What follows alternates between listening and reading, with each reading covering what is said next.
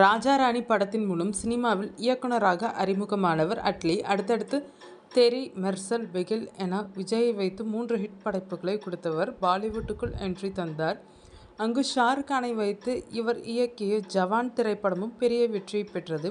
தற்போது இயக்குனர் அட்லி இப்போது அல்லு அர்ஜுனை வைத்து இயக்கும் ராக்கா படத்தின் வேலைகளில் மும்முரமாக ஈடுபட்டு வருகிறார். அல்லு அர்ஜுனின் பிறந்தநாள் ஸ்பெஷலாக இப்படத்தின் டைட்டில் டீசரும் வெளியிடப்பட்டிருந்தது.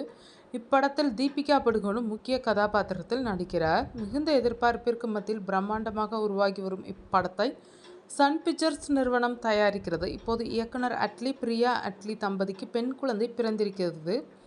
கடந்த 2014ஆம் ஆண்டு இவர்கள் இருவரும் திருமணம் செய்து கொண்டனர். கடந்த 2023ஆம் ஆண்டு இந்த தம்பதியினருக்கு முதலாவதாக ஆண் குழந்தை பிறந்தது. முதல் குழந்தைக்கு மீர் எனவும் இவர்கள் பெயர் சூட்டினர். தற்போது இந்த தம்பதியினருக்கு இரண்டாவது குழந்தையாக பெண் குழந்தை பிறந்திருக்கிறது.